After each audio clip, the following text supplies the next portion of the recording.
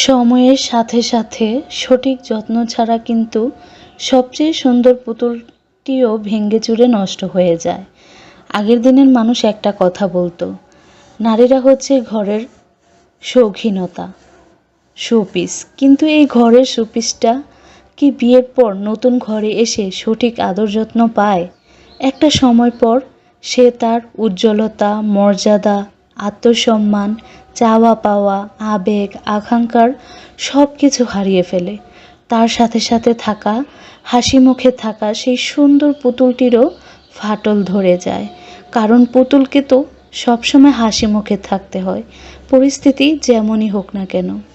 আসসালামু আলাইকুম আমার প্রিয় ভিউয়ার্স, আপু ভাইয়ারা, আন্টি আঙ্কেলেরা, আশা করছি আল্লাহর অশেষ রহমতে আপনারা সবাই অনেক ভালো আছেন। আলহামদুলিল্লাহ, আমরাও ভালো আছি। অনেক দিন ধরে ভাবছিলাম একটু পুডিং বানাবো, তো আজকের ভিডিওটা একটু এলোমেলো হয়ে গিয়েছে। তো আমি তো আপনাদের সাথে রেগুলার ভিডিও শেয়ার করতে পারিই না, মাঝে সাঝে শেয়ার করি যখন আমার বাড়িতে কোনো একটু ভালো খাবার রান্না করি, তারপর একটু স্পেশাল কোনো কিছু রান্না করি, সেটাই ক্যাপচার করে রাখি। প্রতিদিনের ভিডিও কিন্তু করা হয় না। দেখা যায় সপ্তাহে 7 দিনই তো আমাদের রান্না করতে হয়, কিন্তু দেখা যায় যেদিন একটু ভালো খাবার রান্না করি বা কোনো একটা স্পেশাল কিছু বানাই, সেদিনই কিন্তু ভিডিওটা করে রাখা হয়। তো এই জন্য প্রতিদিন ভিডিও ওইরকমভাবে আপলোড করতে পারি না, রেগুলার হতে পারছি না। চেষ্টা করব আপনাদের সাথে রেগুলার হওয়ার। আর ওই দিনকে হচ্ছে পুডিং বানাতে গিয়ে আমি হচ্ছে ভুলে 2বার ভ্যানিলা এসেন্স দিয়ে ফেলেছিলাম। এই জন্য একটু ফ্লেভারটা একটু স্ট্রং হয়ে গিয়েছিল। তো আমি সবসময় এভাবেই পুডিং বানাই। তো আমার কাছে মনে হয় দুনিয়ার মধ্যে হচ্ছে সবচেয়ে একটা সহজ ডেজার্ট ক্যারামেল এগ পুডিং। বেশি একটা ঝামেলা নাই, সহজেই বানিয়ে ফেলা যায়, সবাই পারে মোটামুটি। তো এই তো আমি হচ্ছে গরুর আধা কেজি গরুর দুধের সাথে তারপর হচ্ছে গুঁড়া দুধের যে বড় প্যাকেট ছিল ওইখান থেকে অর্ধেকটা আগে একবার, কম অর্ধেক আগে একবার রান্না করেছিলাম। ওই দুধ ঘন দুধ আর কি, গুঁড়া দুধ। তো অনেকটা পরিমাণে গুঁড়া দুধ দিয়ে একটু হালকা জাল করে নিয়েছি। তারপর 4টা ডিম, তারপর পরিমাণ মতো চিনি দিয়ে, ডিম, চিনি, ভ্যানিলা ফ্লেভার, তারপর হচ্ছে একটু কর্নফ্লাওয়ার দিয়েছিলাম। কর্নফ্লাওয়ার দিলে হয় কি, পুডিংটা খুব সুন্দরভাবে সেট হয়ে যায়, কোনো ঝামেলা হয় না। তো এই তো আমি 2 চুলাতে বসিয়ে দিয়েছি। একটা হচ্ছে আমার ভাইয়ের জন্য নিয়ে যাব, আর ছোটোটা আর কি, আর বড়টা হচ্ছে আমাদের জন্য বানিয়েছি ছোট একটা টিফিন বাটির মধ্যে। আমার ছোট ভাইয়ের জন্য হচ্ছে নিয়ে যাওয়ার জন্য অল্প করে একটু দিয়েছি, ওই খাবে। আমাদের বাড়িতে আবার এগুলো ওইরকম পছন্দ করে কেউ খায় না।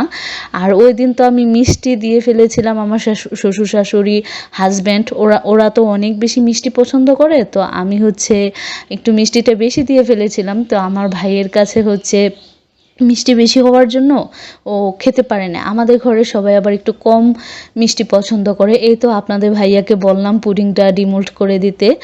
তো আমার আবার হাত কাঁপাকাঁপির একটা অভ্যাস আছে, কোনো কিছু ভালো ভিডিও করতে নিলে একদম কোনো কিছু বের করতে নিলে একদম সেন্সিটিভ কোনো কিছু, যে এটা বের করো বা এটা কাটো, তখন আমার এত পরিমাণে হাত কাঁপাকাঁপি শুরু হয়ে যায়, তো আমি ঠিকভাবে কাটতেও পারি না। তো এই তো এখন হচ্ছে আমি, দেখেন মাশাল্লাহ পুডিংটা সুন্দরই হয়েছিল। তো এই তো পুডিংটা আমাদের কাছে মজা লাগছে, কারণ আমাদের ওই যে কড়া মিষ্টি খেতে খেতে এখন অভ্যস্ত হয়ে গিয়েছি। আর আমি তো মিষ্টি জাতীয় খাবার খুবই কম খাই। এই যে ভিডিওতে দেখতেছেন আমি চামচ দিয়ে একটা স্লাইস তুলতেছি, এই একটা স্লাইসের 3 ভাগের 1 ভাগ মনে হয় আমি খেয়েছি। আর সবটাই হচ্ছে আপনাদের ভাইয়া, মা আর বাবা খেয়েছিল। তো এই তো মা, বাবা, তারপর আপনাদের ভাইয়া আমার হাতের পুডিং, কেক, এগুলো হচ্ছে অনেক বেশি পছন্দ করে। তো আমি একটু টেস্ট করলাম আর কি, আমি যতটুকু খেয়েছি ওটাকে টেস্ট করাই বলে। তো সকালবেলা রুটি বানিয়েছিলাম, তারপরে তো ওই দিন রাতের বেলা হচ্ছে পুডিং বানিয়েছিলাম।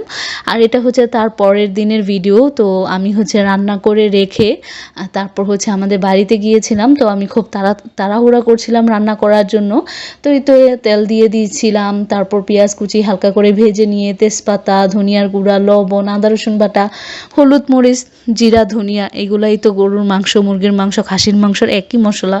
তো খুব সিম্পলভাবে রান্না করি। আজকে হচ্ছে মুরগির সলিড পিস না, মুরগির যে হচ্ছে তারপর হাতের যে পাখা, কলিজা, ঘিলা, গলা এগুলা থাকে, চামড়া, ওইগুলাই রান্না করতেছি। এইগুলা কিন্তু এরকমভাবে আলু দিয়ে রান্না করলে আমার কাছে ভালো লাগে না। এগুলো আমার কাছে বেগুন দিয়ে বা একদম শুকনা শুকনা করে ভুনা ভুনা করলে ভাল লাগে, অথবা একটু পেঁয়াজ দিয়ে রান্না করলে ভাল লাগে। তো আজকে শুধু এই একটা তরকারি রান্না করব।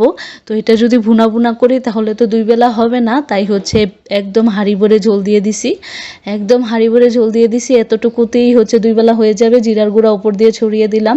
তো আমার আজকের রান্নাবান্না শেষ। আপু ভাইয়ারা, আমার চ্যানেলটি যারা নতুন দেখতেছেন, এখনও চ্যানেলটি সাবস্ক্রাইব করেনি, আপনাদের কাছে রিকোয়েস্ট রইল চ্যানেলটি সাবস্ক্রাইব করে পাশে থাকা বেল আইকনটি বাজিয়ে দিবেন। আমার ভিডিও যদি ভালো লাগে তাহলে সুন্দর একটি কমেন্ট করে যাবেন। দেখা হবে, কথা হবে নতুন কোনো ব্লগে। আল্লাহ হাফেজ।